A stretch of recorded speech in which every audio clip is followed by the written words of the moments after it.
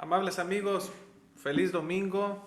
Bienvenidos nuevamente una vez más al programa Entre Cuerdas y saludo con mucho gusto a mi compañero el maestro Daniel Camero. Maestro, ¿cómo estás? Maestro Rodolfo, un placer saludarlo. Maestro, tendremos un gran invitado el día de hoy.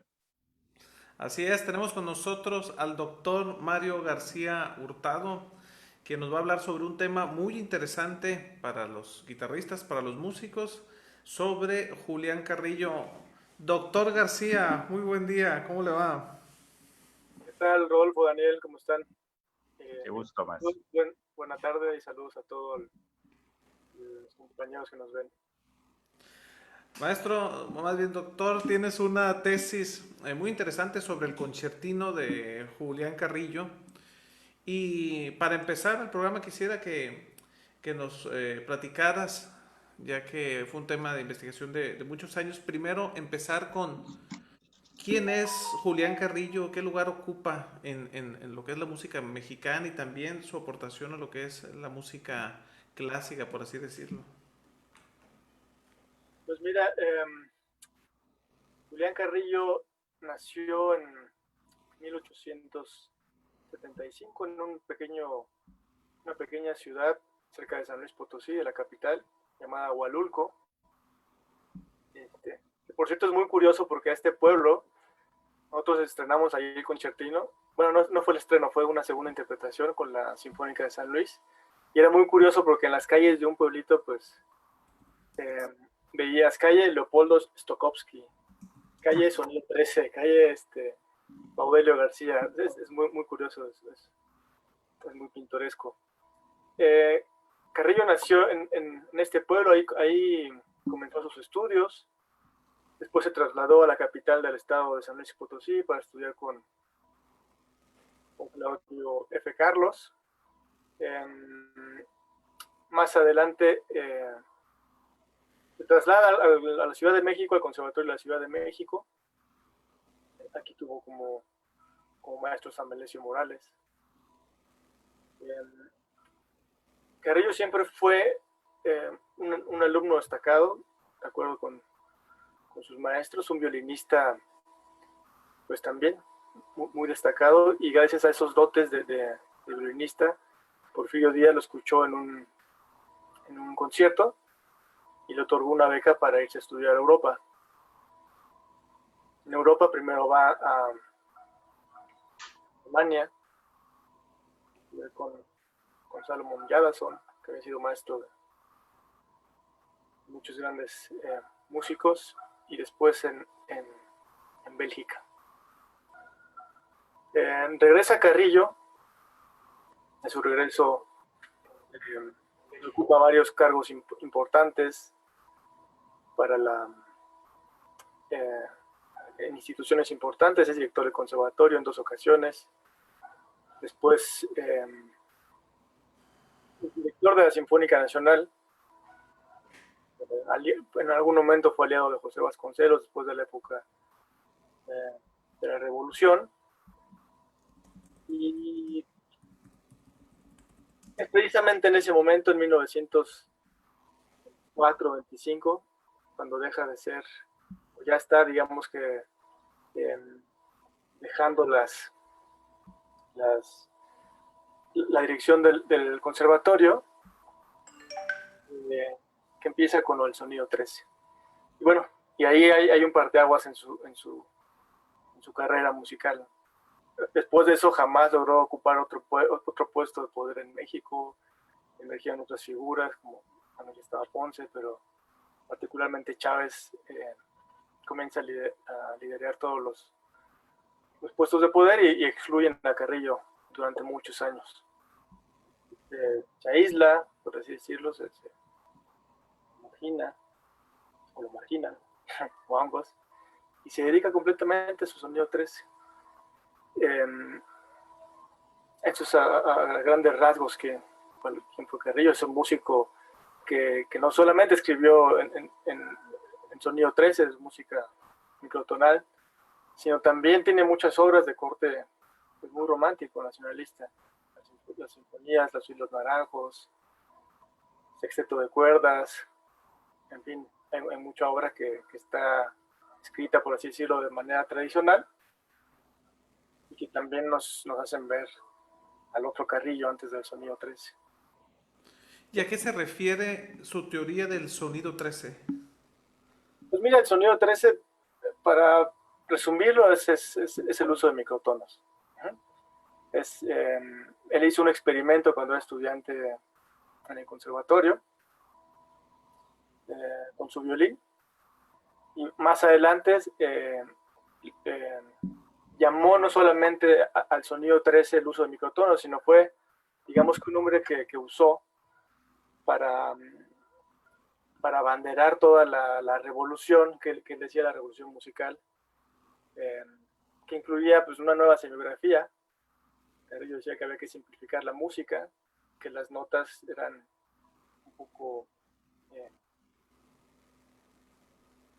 difíciles de aprender para cualquier persona, entonces sugirió el uso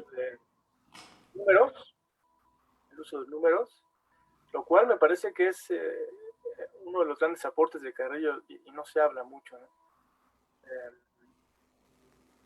Muchos compositores han utilizado escenografía musical, pero Carrillo, ese es uno de los aportes más importantes, lo de las metamorfosis, el uso de crear nuevos instrumentos, adaptarlos, y en fin, un montón de críticas que hizo al sistema tradicional de la música, los nombres de las notas.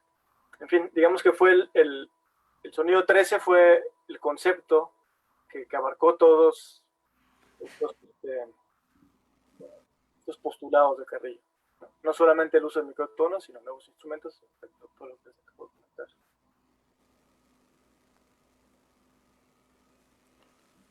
Cuando hablamos de uso de microtonos, estamos hablando de cuartos de tono, octavos de tono. O sea, sonido 13 es una expresión metafórica sobre estas divisiones del medio tono. Sí, una división igual del tono, ¿no? Que fue lo que hizo Carrillo, una división igual en cuarto de tono, como dices tú, en tercios de tono, en sextos de tono, o sea, él llegó hasta los 16avos de tono. 16avos de tono. ¿Y eso qué significa? O sea, en una gama, en un diapasón de más o menos 300 sonidos, ¿a cuánto se extiende el diapasón musical? Pues mira, en una octava tendrías 96 sonidos. 96 sonidos en una octava. Sí. En una octava en cuartos de tono tendrías 24 sonidos. Ajá. Tengo entendido aquí que Carrillo logró dividir en 128 partes un tono. O sea, es una cantidad. Sí, hizo experimentos. No en todo lo que dividió hizo música, eso es importante decir. Ah, mira. Okay. Hizo muchos experimentos, por ejemplo, tenemos el experimento de los pianos microtonales, ¿no? Los hijos de Carrillo, por ejemplo, uno de sus hijos fue rector de la UNAM, otro fue secretario de Hacienda, me parece.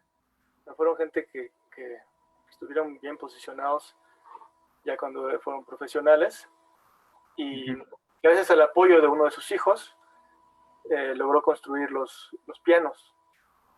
Los pianos microtonales fueron expuestos en exposición de Bruselas, si mal no recuerdo. ¿Qué hizo? Eso, ahorita actualmente están en el archivo Julián Carrillo, en la ciudad de San Luis Potosí.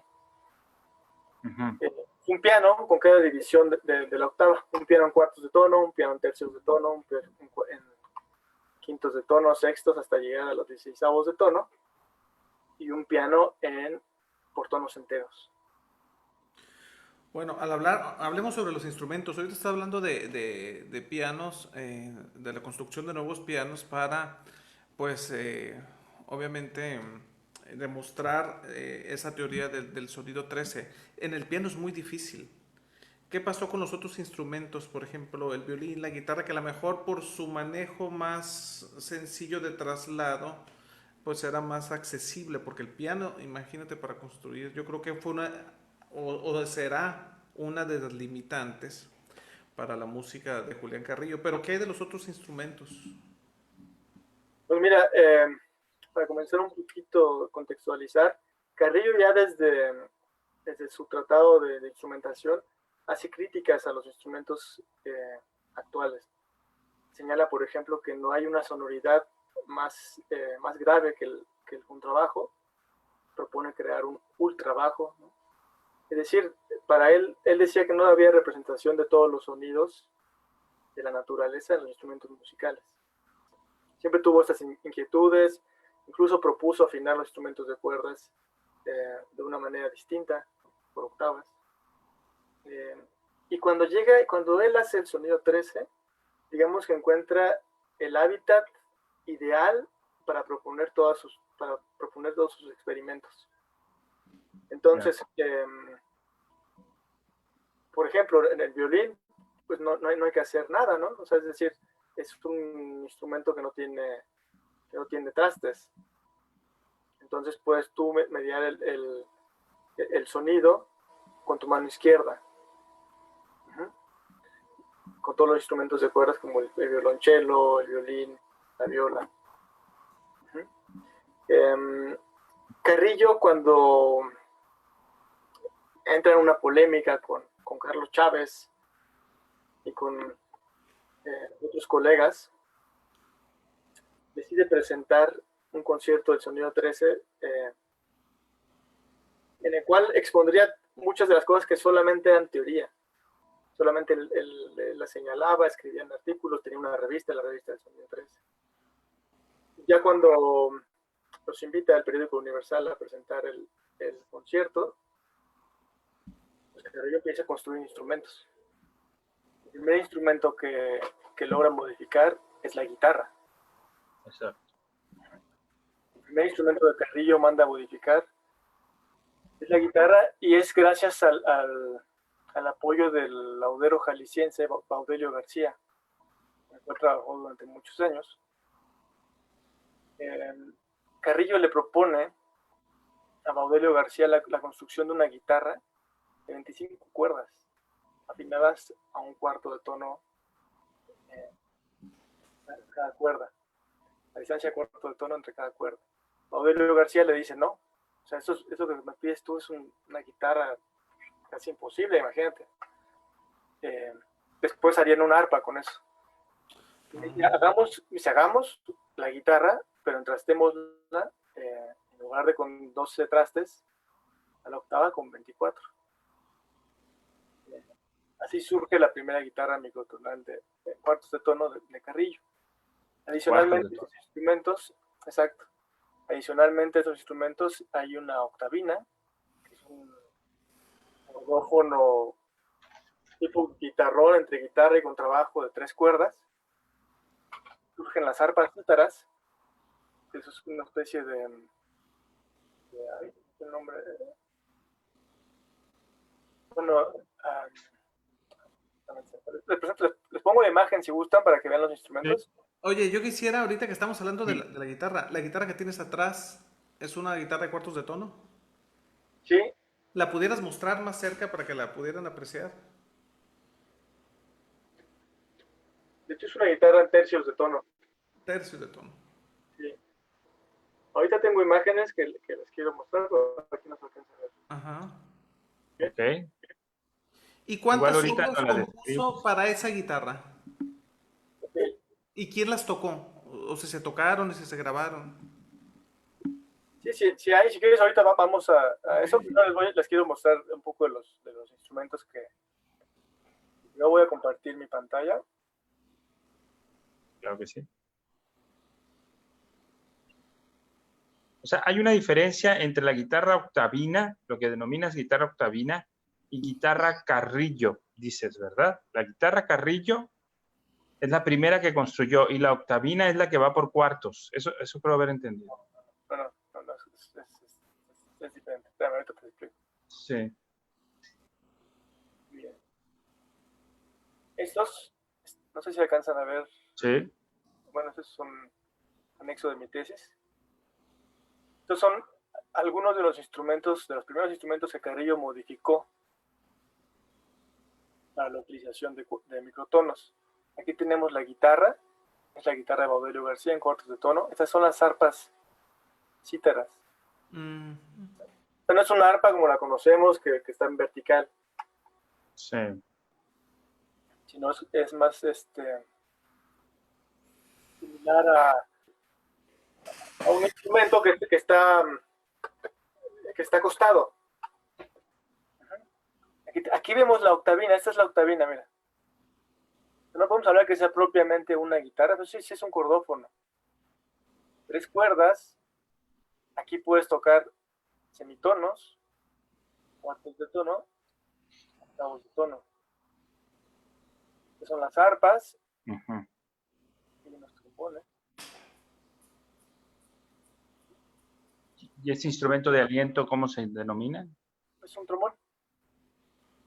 Ajá. Okay. Carrillo los modificó para poder producir los microtonos. Okay. Tenemos acá en el extremo derecho otros instrumentos, ¿no? Uno más pequeño, una arpa más pequeña. Exacto, es una arpa más pequeña. Okay. ¿Estos instrumentos existen actualmente en algún acervo? Buena pregunta, buena pregunta. Mira, de los instrumentos de Carrillo, estos modificados, de la octavina en el acervo no hay. Hay una octavina que se conserva, que la tiene Miguel Ángel Blanco, que fue uno de los primeros promotores de la música de Carrillo, de la primera gente que ha investigado, que ha grabado la obra de Carrillo, quien que ha hecho una labor muy importante. Él restauró una octavina, la única que se conoce, que yo he conocido a lo largo de este tiempo. Ajá. Arpas, estas arpas, como están aquí, no hay en el acervo Carrillo. Hay 2 arpas de estas en Suiza, que, bueno, la Universidad de las Artes de Berna compró en una subasta en París, después de que uno de los alumnos de Carrillo, Valentin Marie, las conservó. Exacto, las conservó, Carrillo se las regaló, las conservó y la hija las subastó. Entonces sí están en Suiza, de hecho en Suiza se ocupan impresionantemente, o sea, los compositores las hacen uso y crean nueva música increíble para esos instrumentos. Uh-huh. Hay un corno, este no es un corno, pero hay un corno en el Centro Carrillo, actualmente está en restauración en Suiza. Guitarras no hay guitarras. Y ahorita vamos para allá si gusta. Ok, muy bien, muy interesante eso, ¿eh? Pero ser claro porque... Sí, adelante, está muy interesante, ¿eh? Bueno, esta es la primera guitarra. Esta es la primera guitarra que Carrillo transformó, la guitarra hecha por Baudelio García. Alcanzan a ver, se ve que a la octava hay 24 trastes. Sí. Ajá. Bueno, incluso en el sobreagudo también, ¿no? También, pero ya es muy complicado tocar en esos trastes cuartos de tono. O sea, si ya es difícil en una guitarra normal, ya en esto es súper complicado. Claro. Y está basada en el mismo encordado, ¿verdad? Sí, eso es importante. Eso es muy importante. Miren, quisiera hablarles sobre la obra para guitarra de Carrillo. De hecho, el doctor José Luis Navarro hizo un artículo para la revista Teofonía. Tiene catálogo más completo que hay de la obra para guitarra de Carrillo. Desafortunadamente tengo que decirles que para la guitarra como la conocemos actualmente, Carrillo no hizo nada de música. Para la guitarra que nosotros conocemos, Carrillo no hizo. La guitarra temperada. Carrillo hizo música para guitarra en cuartos de tono, música para guitarra en tercios de tono, y después creó él una guitarra que se llama Guitarra Carrillo, que se acuerdan que les había comentado que los pianos Carrillo tenían cada subdivisión de tono, cuartos, tercios, bla, bla, bla. Y el último de los pianos era un piano en tonos enteros. Ya, sí la guitarra Carrillo, a la cual se refiere, es una guitarra de 12 cuerdas, Ajá, todas afinadas a un tono entero de distancia. ok, ok. O sea, para las obras que se tocan con la guitarra Carrillo, se puede tocar una guitarra normal con algunas adaptaciones. Yo hice, de hecho, una versión que ahorita se las voy a mostrar. Ujú. Pero No, tal no te cual, como escuché, conocemos la guitarra, no hizo Carrillo nada. no te escuché bien lo último. Dices que en una guitarra convencional se puede tocar algunas obras de Carrillo. Sí, Ah, dos. O sea, Si se quieren, puede adaptar. Lo que quieres decir es que se puede adaptar para interpretar. yo lo hice mediante una escordatura de la guitarra, en la cual se puede tocar. No es lo mismo, porque él propone tocar esos son dos obras. Preludio eh, 1 y 2 para guitarra Carrillo. Pero eso, pero mediante una escordatura se puede hacer. Si quieren, la escuchamos. claro. Adelante, adelante, por favor, maestro.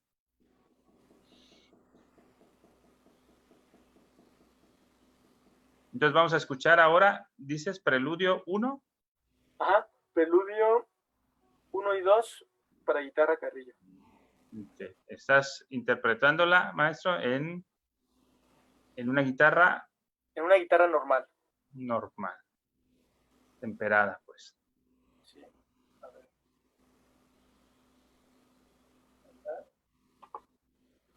Correcto.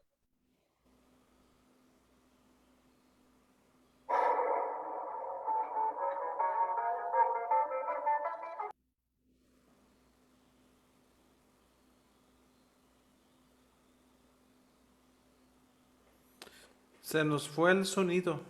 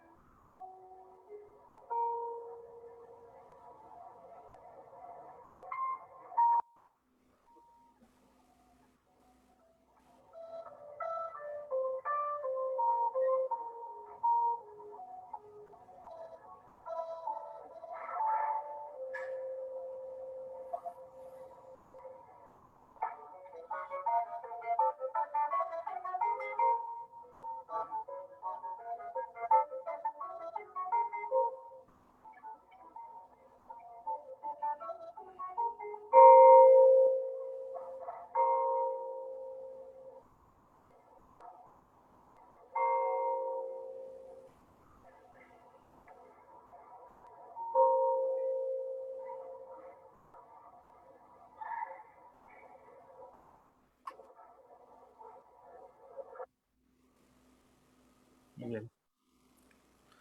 Excelente, maestro. ¿Nos podrías hablar de esa obra? ¿Qué características tiene la afinación o la adaptación que tuviste que hacer en la guitarra? Mira, afiné la quinta cuerda, sol sostenido, la primera cuerda en re. Es que en realidad es una obra que está compuesta por puras escalas de tonos enteros. Entonces, por eso a veces queda como una especie de campanela, pero en realidad eso tendría que tocarse con un rasgueo que toca todas las cuerdas. Ujú. Sí. Oye, Mario, una pregunta. ¿Esa obra de qué año es? Esto es de 1964. Un Y año otro, antes de morir. otro dato. ¿Se sabe o con qué guitarrista trabajaba Carrillo? Es decir, ¿quién tocó esas primeras obras? ¿O acaso las escuchó Julián Carrillo? Perdón, esta obra es de 1955.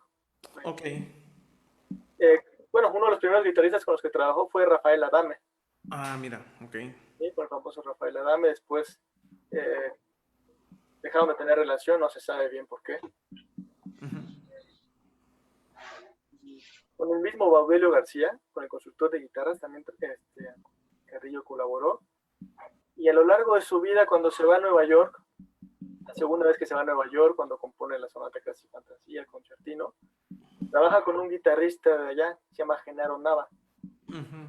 Genaro Nava, eh, igual oriundo de San Luis Potosí, y ahí transforman una guitarra, les voy a mostrar, una guitarra séptima, Ah, mira.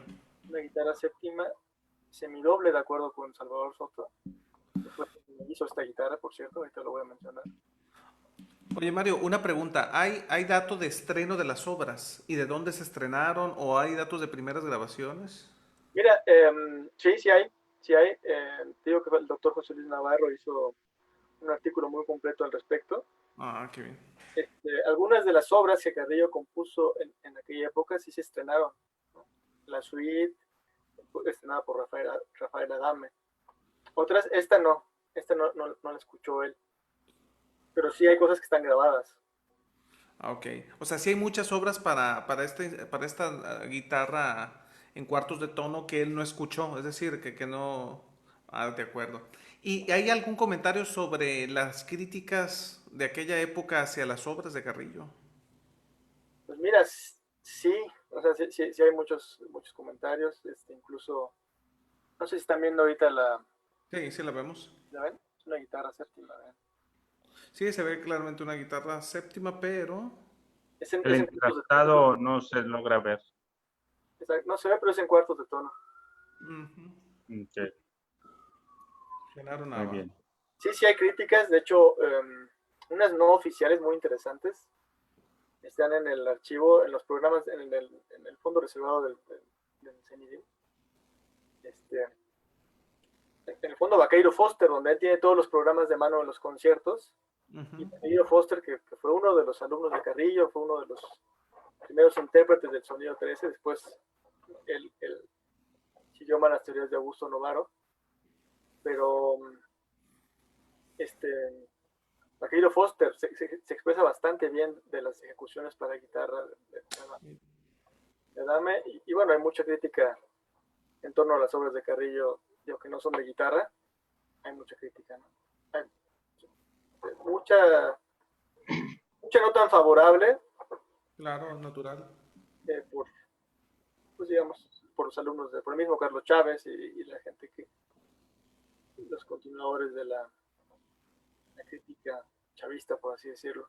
Sí. Sí. Pero incluso, bueno, Carrillo pues, fue visto como un bicho raro, ¿no? Segovia en una de las cartas que le manda a Ponce, le dice, bueno, y aquí tu connacional hablando de los microbios, o no sé, le menciona cosas muy chistosas, bueno, haciéndole burla a Carrillo, ¿no?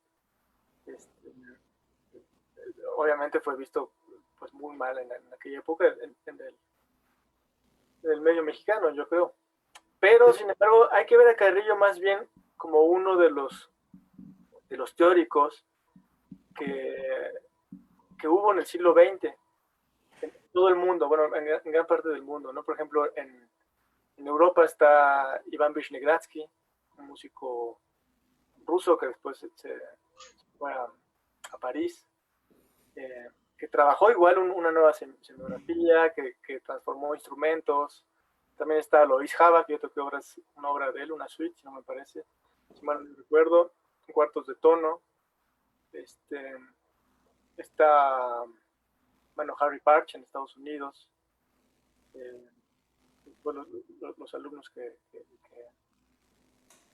llevan a Parch, que también trabajaron, no con el temperamento, con la división que hizo Carrillo, Hava y Vishnegradsky, más con la entonación justa, pero sí, o sea, Carrillo se incrusta dentro de muchas teorías que hubo a nivel global en aquella época acerca de los microtonos, ¿no?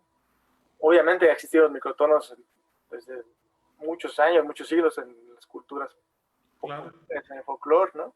Incluso las primeras guitarras microtonales, estamos hablando del siglo XIX, 1830, por ahí.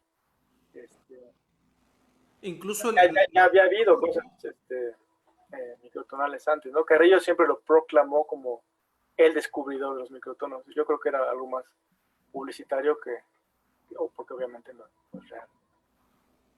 sí, incluso vemos que en el folclore, por ejemplo, el laúd árabe, o sea, no tiene ni siquiera trastes, ¿no? Y se alcanza a percibir la sonoridad tal vez en microtonos, para no hablar ya más con más tecnicismos, pero sí que da unas ciertas sonoridades muy diferentes al laúd entrastado. Claro. Entonces eso ha estado en todas las culturas, bueno, en muchas culturas, no en todas, ¿no? Pero hay que ver a Carrillo como, digamos que para mí ha sido más simple verlo como parte de estos teóricos, músicos, investigadores que querían expresar sus emociones, su sentir, su pensamiento creativo a través de otras alternativas. Y que, bueno, ellos mismos son tan importantes hoy en día de que compositores como Xenakis, como Chelsea, ocupen los microtonos de una manera tan natural. Yo, por ejemplo, para tocar la obra de Carrillo, el concertino, mandé construir una guitarra con Salvador Soto, un laudero de aquí de la Ciudad de México, que me hizo, basándonos en los modelos de Carrillo, porque Carrillo propuso la siguiente, déjenles muestro, esto no es idea mía, esto es idea de Carrillo. Propuso que con una guitarra se intercambiaran diapasones, porque es decir, es muy complicado tener 15 guitarras, 16 guitarras para tocarlas con cada fracción de tono. Entonces Carrillo lo que propuso fue que el brazo tuviera posibilidades de desprenderse, ¿no? diapasón intercambiable. Miren, si ven aquí las... Ah, qué interesante. Sí, claro. La trombona hasta la octava. Ajá. Sí. Y aquí tiene un tornillo, una especie de tornillo que se ajusta al brazo. Al brazo. La trastera se ajusta al brazo. Exacto. Esto fue propuesto por Carrillo, esto se lo hizo Baudelio García. Mira. ¿Cuál es la variante, Mario? El primero que vemos es una trastera temperada, ¿no? Occidental, digamos. No, mira, el primero es en décimos de tono. El primero que vemos, el de arriba.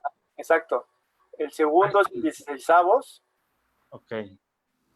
Y el tercero es en quintos. Mira. Okay. ¿Este es instrumento original de Carrillo, esto que estamos viendo? Estos sí, bueno, sí, estos están ubicados en el centro Julián Carrillo. Okay. Oye, Mario, ¿y la guitarra que tienes atrás es en cuartos de tono y es de diapasón movible la que tienes atrás? Sí, es en tercios de tono. Miren, ahorita les muestro. Hay un personaje aquí, Pablo Torres. Ajá, fue una foto de un concierto en Bellas Artes, un año antes de la muerte de Carrillo, si mal no recuerdo. Pero vean, fíjense bien, aquí tiene el diapasón intercambiable en cuartos de tono. Sí. Y aquí, a partir de la octava, es fretless, no hay trastes. Ajá. Así es.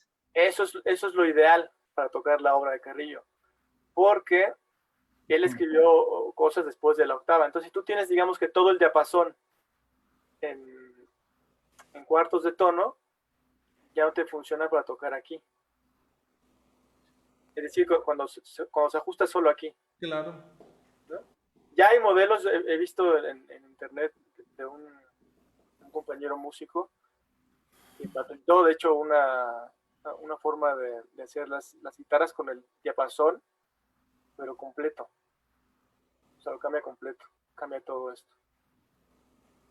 Como las de Stauffer. Mira, esta es la guitarra que me hizo Salvador Soto. Es la que está a tus espaldas, ¿verdad? Exacto. A ver, descríbenos, por favor, maestro. Mira, esta es una guitarra. Si ven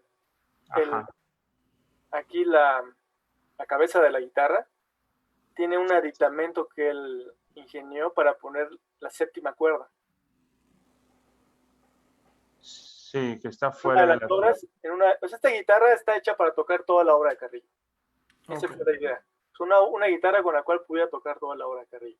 La obra de Carrillo está escrita en cuartos de tono, en tercios de tono para guitarra séptima, por eso tiene este aditamento para poner la séptima Para cuerda. poner la séptima. Y la guitarra Carrillo, que como les digo, es una guitarra de 12 cuerdas. Sin embargo, con la escordatura que se puede hacer, se puede tocar una guitarra con semitonos. Ok. Aquí vemos que el diapasón intercambiable llega hasta la octava, Sí. se zafa, y aquí ahorita les explico a detalle qué pasa. Ok. Miren, aquí observamos los diapasones. En tercios. En tercios. Cuartos. En cuartos.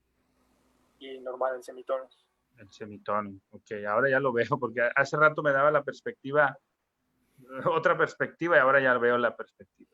Okay. Y después, aquí el detalle de lo que pasa en la segunda octava. Ok. Explícanos, por favor, más. Sí. Hay una diferenciación en los colores, ¿verdad?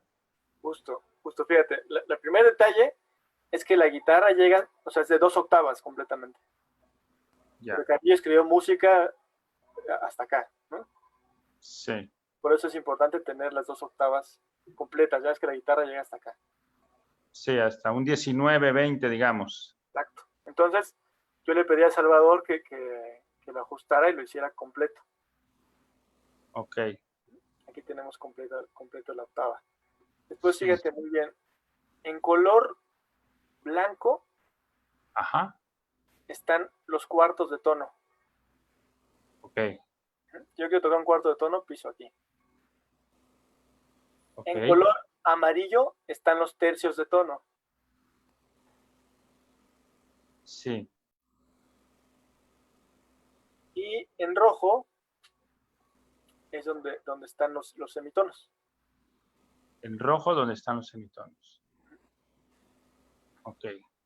O sea, de un blanco a un blanco, es lo que dices, ¿no? Cuartos. Cuartos. De un rojo hasta otro rojo, ¿así es como lo dices? Ajá. Es donde concluyen los cuartos y los... Ok. Ok. Entonces, para mí fue más fácil hacer esta diferenciación que poner fretless, ¿no? Yo que en fretless puedo tocar lo que sea, ¿no? Cualquier claro. pero ya puede sonar desafinado. Lo más importante en ese tipo de música es la afinación. Okay.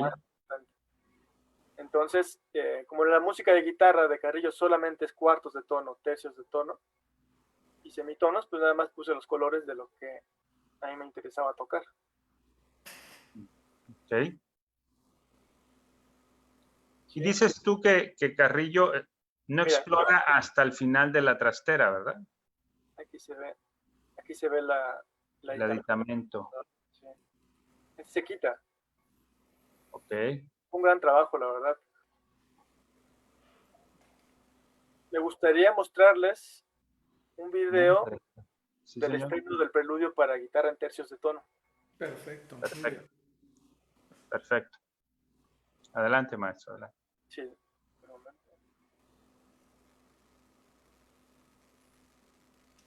Esto fue en Suiza, en Basilea, en un taller que dimos, bueno, que di junto a Roman Brodbeck en 2016, 2015, 2015 más bien.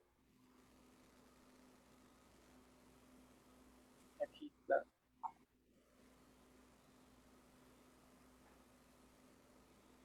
Okay.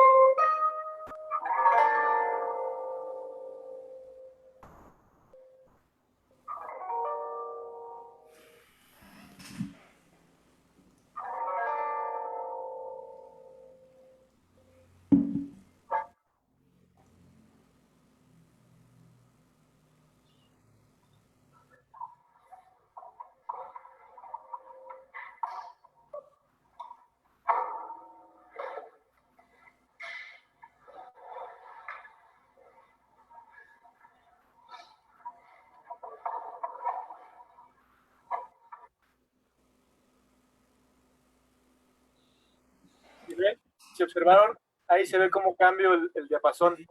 Oye, Mario, tengo una pregunta. ¿Cómo es la escritura en la música de Carrillo? Justo lo que iba a preguntar. Mira, combinó para muchas de sus obras para guitarra, está la escritura tradicional, por ejemplo, para cómo marcas un cuarto de tono. Tiene la cabeza de la nota, la tilde, y una línea diagonal hacia arriba es un cuarto de tono ascendente. Una línea adicional hacia abajo es un cuarto de tono descendente. Igual para los tercios, pero te dice, este es un tercio, este está escrito en tercios de tono, este está escrito en cuartos de tono. ¿Tienes Y a la mano además, un ejemplo? ¿Tienes un ejemplo? ¿Tienes ¿Tienes un a la ejemplo mano un ejemplo visual? que nos puedas compartir? híjole, una disculpa, pero no tengo aquí. No tengo un ejemplo. ¿O físicamente así expuesto a la pantalla? Déjame, creo que sí.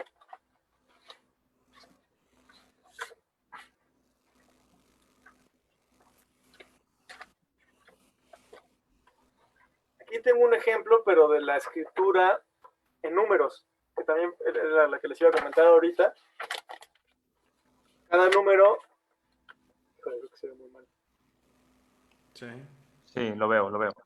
Cada número pues equivale a una nota, a una división del tono.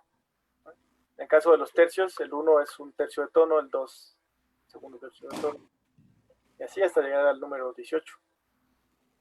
Ya. He visto yo algo parecido en las partituras, no sé si sea el nombre apropiado, en las escrituras para piano metamorfosiano es parecido, ¿verdad? Donde se utilizan números, Sí, ciertamente con el ritmo muy propio del compás, según el compás sí, en que esté. exacto, eso no cambia. Puntuación, ¿verdad? Que supongo indica alguna inclinación microtonal, ¿no? Sí, la línea hacia arriba o hacia abajo. Bueno, ahora en Sibelius hay muchas alternativas de hacerlo. Los compositores actuales, para ellos es normal escribir con microtonos. De hecho, algo que yo hice después de investigar la guitarra de la música de Carrillo, fue comisionar obras para esta guitarra. O sea, no solamente quedarme con el repertorio de Carrillo, ¿no? Que eso es es muy particular. A alguien le puede gustar, a otras personas no. Algunos pueden decir que son ejercicios, ¿no? Que son experimentos, ¿no? En fin, eso queda a juicio de cada persona.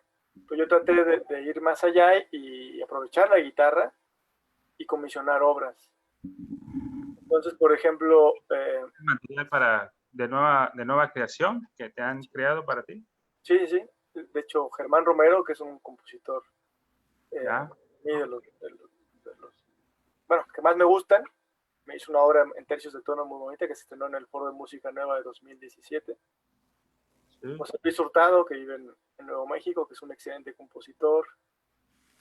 Juan Sebastián Laj, en Morelia, que es uno de los grandes investigadores y compositores con microtonos que hay. Arturo Fuentes también, pero bueno, las que se han estrenado han sido 2 hasta ahora. Ahí siguen pendientes algunas, pero ahí vamos. Mi idea es explorar un nuevo lenguaje con un instrumento que Carrillo estuvo modificando. Oye, Mario, una pregunta. Ha estado muy, muy, muy interesante la charla, muy enriquecedora, pero háblanos un poco, porque pues ya casi estamos en tiempo, porque se nos ha ido rapidísimo. Háblanos un poco sobre tu tesis, sobre el concertino de Julián Carrillo. Pues mira, es una de las obras que ocupan una pequeña dotación orquestal, una pequeña dotación instrumental, que es guitarra en cuartas de tono, corno microtonal, arpa cítara microtonal, octavina, violín y violonchelo. O sea, son 6 instrumentos solistas y una orquesta sinfónica. A mí, yo desde que la escuché, la verdad me enamoró la obra. No sabía en lo que me metía. Hay tantas cosas en la música de Carrillo tan complicadas, ¿no? Hay, en verdad, no es como estudiar Ponce, estudiar Chávez, qué sé yo, alguien que está más a la mano, ¿no? En Carrillo hay un mundo oculto atrás. Porque se desconocen muchas cosas. Por ejemplo, lo de los instrumentos, pues fue muy difícil establecer relación con ellos. Así fue realmente una investigación muy complicada de estar preguntando. El acervo que la familia lo tenía, después lo donaron al gobierno de San Luis Potosí. Fue complicado primero saber dónde estaban los instrumentos, quién los tenía, cómo se tocan, ¿no? Porque hay muchas dudas, cómo se lee la música con los números. Ya después de que está eso, bueno, hacer una edición, porque la que se conoce estaba en escritura numérica. Entonces, hacerlo, descifrarlo y pasarlo a la notación tradicional para que una orquesta tradicional lo pueda leer. Tengo entendido que lo tocaron, ¿verdad? Sí, se estrenó en Morelia, con la Sinfónica de Michoacán, y después con la Sinfónica de San Luis Potosí. Oye, ¿y tienes alguna grabación que nos pudieras compartir a la mano sobre eso? Ay, a la mano no la tengo. Si me dan un minuto para buscar en YouTube, sí, está. Sí. Claro. Hay preguntas, ¿verdad? Ya en el público, ¿verdad, maestro Rodolfo? Sí, hay varias preguntas, pero también nosotros tenemos. No, sí, está muy interesante la charla, la verdad. Muy más que interesante. Y ¿Por qué? Porque como bien dice Mario, yo creo que dio con la palabra indicada, es un mundo como oculto, pues, o sea, sabemos el nombre de Julián Carrillo y decimos el sonido 13, pero Exacto. realmente No lo conocemos. no lo conocemos, exacto, no lo conocemos En ahorita. México, los guitarristas, el ambiente de los guitarristas, y digo México porque aquí estamos, pero en América Latina, no sé, esas obras no se interpretan ordinariamente, No, ¿no? o sea, generalmente son para festivales especializados, ¿no? En México el Foro de Música Nueva, de hecho Navarro estrenó varias obras en el Foro de Música Nueva. Sí, Pero en Europa, pues el Liminar, ¿no? Es un ensamble mexicano que se atreve a hacer ese tipo de propuestas. Ha tocado Carrillo, José Manuel Canta ha tocado. Pero en festivales europeos se toca Carrillo. se toca más violonchelo, ¿no? Yo recuerdo algo de Jimena Jiménez Cacho. Lo grabó, un trabajal enorme.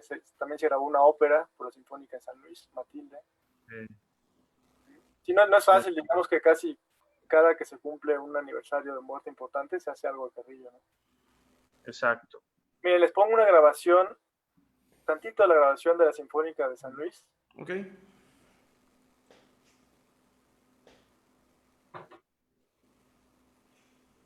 A ver,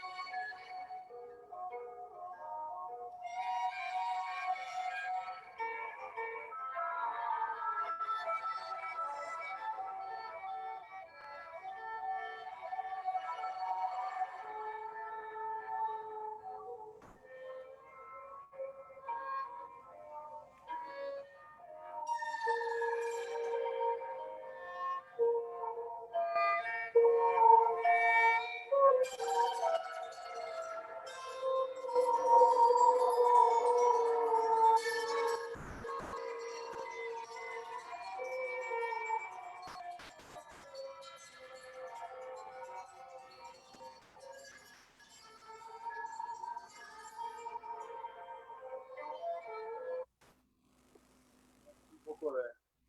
Muy bien.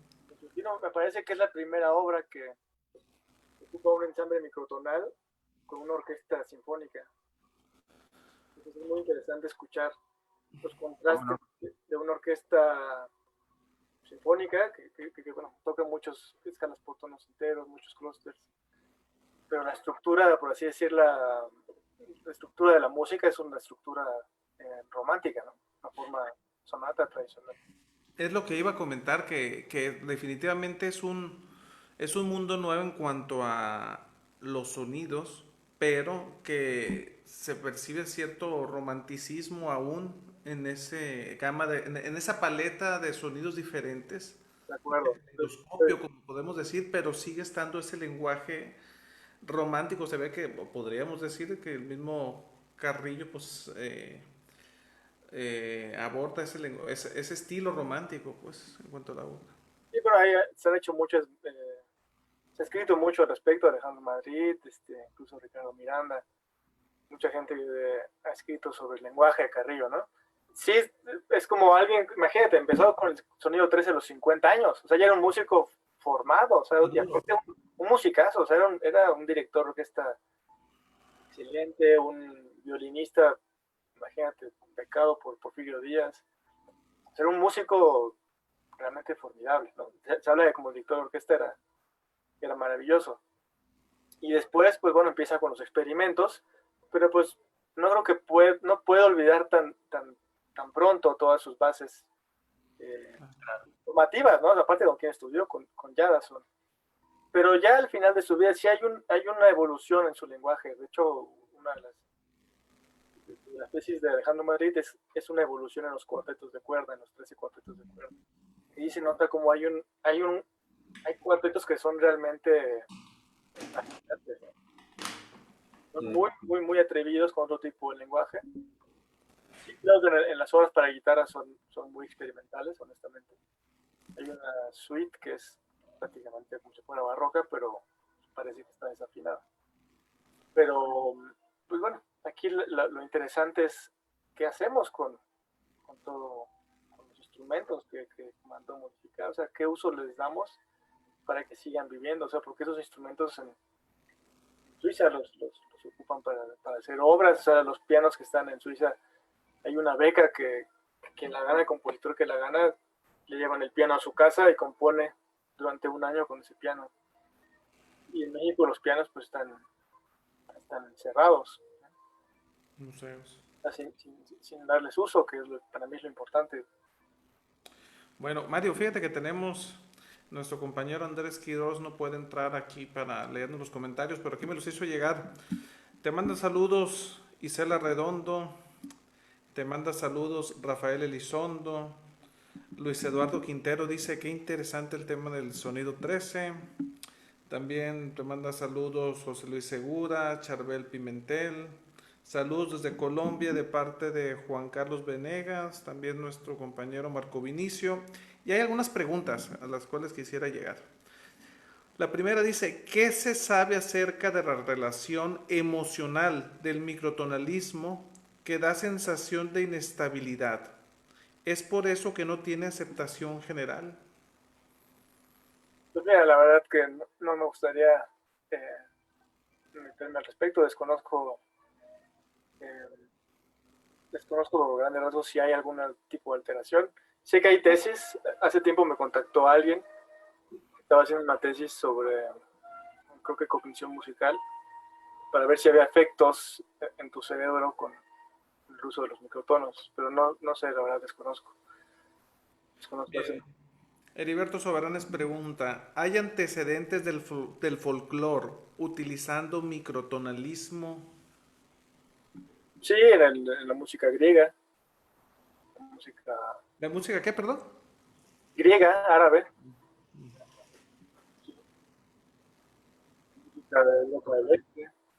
Ok. Y otra pregunta que hacen aquí es, ¿qué cambios implica en la técnica guitarrística tocar con una guitarra microtonal? Esa es una pregunta que quería hacer, pues seguramente van a hacer nuestros colegas. ¿Qué técnica guitarrística implica? te cambia toda la mano izquierda. Te cambia toda la mano izquierda. De hecho, yo después de dar estos conciertos tuve una tendinitis fuerte en la mano izquierda. Ah, mira. Porque las distancias cambian, ¿no? Evidentemente, exacto, si tienes tu mano izquierda con una apertura normal, ahora se disminuye. Y si después metes tercios, es un poquito más. Y bueno, yo solamente toqué esas divisiones, semitonos, cuartos y tercios. Pero sí cambia, no es difícil en realidad, no es difícil. Es más difícil acostumbrarte a la sonoridad, para serte honestos, yo que vengo de una tradición pues, Claro, como clásica, todos. pues sí fue difícil al inicio, ahora lo disfruto bastante, ¿no? No solamente la música de Carrillo, sino eso me abrió los horizontes para escuchar nueva música súper interesante. Oye, Mario, cuando yo estaba viendo los trastes que estás mostrando de las guitarras, de los diferentes diapasones, me hago la pregunta, entonces, por cuestiones anatómicas, es una posibilidad que sí, que no es para todos. Es decir, alguno con las manos como Segovia, pues no pudiera tocar en una guitarra Oh, así. tendría que hacer una guitarra tiro 66 o 67, ¿no? Exacto. Para que vean, sí. Un portaaviones casi debe traer. Sí, pero bueno, es lo mismo de gente que toca guitarra de 8 cuerdas, de 10 cuerdas, de 12 Ujú, cuerdas, ¿no? Al final te adaptas, ¿no? claro. Yo aprendí mucho de cómo hacerlo de una manera mucho más eh, orgánica, gradual. Eh, pero bueno, la lectura en la nueva semiografía esta numérica, pues también implica un reto porque hay música para guitarra que no está transcrita. Están solo números y ahí estás tú. Yo me hice una tabla de cada número y la tenía pegada para ver qué traste iba. Okay. Ya después, es como cuando aprendes a leer música, ¿no? Pues ya es igual. Pero les decía yo que creo que este sistema numérico tiene muchas ventajas, sobre todo en grupos en personas que no tienen ningún tipo de formación musical o que no pretenden ser músicos. Por ejemplo, alumnos de secundaria, de primaria, de preparatoria que no tienen interés de ser músicos. Esto de la semiografía con números es muy útil. Es muy, muy útil y yo lo he utilizado con algunos alumnos. Ajá. Y funciona bastante bien. Funciona bastante, bastante bien. Muy bien, muy interesante, maestro. Muy, muy interesante. Pues qué bien, con el sonido 13, maestro, es una metáfora de todos los microtonos que se podrían, bueno, los que construyó Julián Carrillo, ¿no? A partir del, es evocar una extensión de la escala cromática, ¿no? Todo lo que suceda después de la escala cromática, de los 12 semitonos del sistema. Muy, muy interesante. Aquí ¿Algún está. otro comentario, maestro Pérez? Estoy viendo aquí porque nuestro amigo Andrés tiene problemas de conexión. Estoy tratando de ver. Aquí yo creo que es José Luis Navarro porque dice JL Nas. Estupendo trabajo, Mario. Esta información corresponde a un pequeño apartado de su tesis, misma que recomiendo ampliamente y que puede descargar desde el sitio Tesi UNAM. Aquí lo está compartiendo. Pues déjenme ver quién más. Eh, bueno, es que hay bastantes. Crescencio Lubiano, saludos Mario, abrazo, aquí andamos mirando y oyendo. Patricia Castañeda, saludos. Mario, muy interesante la charla. Bueno, pues son bastantes, ya los verá el doctor García cuando terminemos el Entonces, programa. Maestro, bueno, primero algo que quieras agregar, preguntar.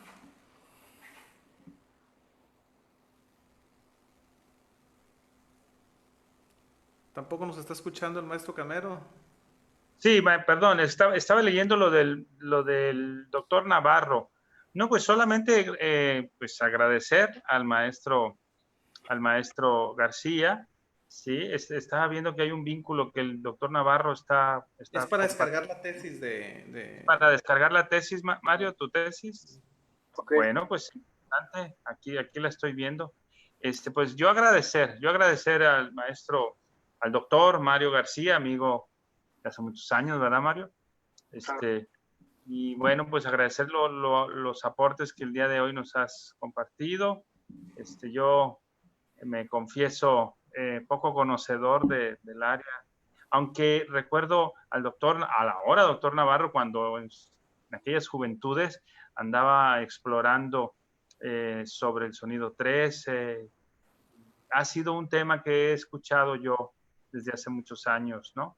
Digamos que todos los que hemos estado en esta búsqueda de Carrillo, somos pocos y nos conocemos, ¿no? Navarro fue de los primeros, también te digo que está Ángel Blanco, Ángelos Quetzalcóatl, José Manuel Lara, que también ha tocado recientemente.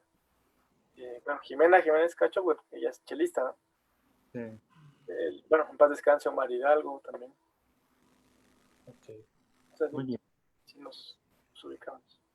Muy bien. Muy bien, Mario. ¿Algo que quisieras agregar para finalizar? Dentro de poco se va a publicar un artículo más preciso sobre los instrumentos Carrillo, que se los comparto más adelante para que se difunda. Artículo tuyo. Sí. Ah, perfecto. Muy bien, maestro, pues te agradecemos mucho. Ya eres un viejo amigo no solamente de estudios, sino que nos has acompañado aquí en el Festival Internacional de Guitarra Sinaloa con el dueto Nova Música. Has estado dando algunas pláticas, has sido jurado también aquí del concurso internacional de guitarra. Ya sabes que esta es tu casa y pues seguiremos en contacto, siempre atentos a lo que es tu producción académica, en este caso con lo de Carrillo, igual con lo que sea la producción artística, y pues te mandamos un abrazo desde aquí, desde Culiacán. Gracias. Gracias. Maestro Camero, muchas gracias de nuevo por su compañía Gracias. y nos vemos el próximo domingo. ¿Tenemos confirmado invitado? Sí, señor, tenemos invitada a la maestra Berta Rojas. Ah, perfecto.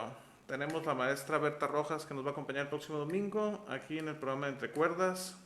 Y a todos los que han tenido la amabilidad de acompañarnos un domingo más, les mandamos un abrazo y nos vemos en la próxima. Hasta pronto. Luego. Gracias.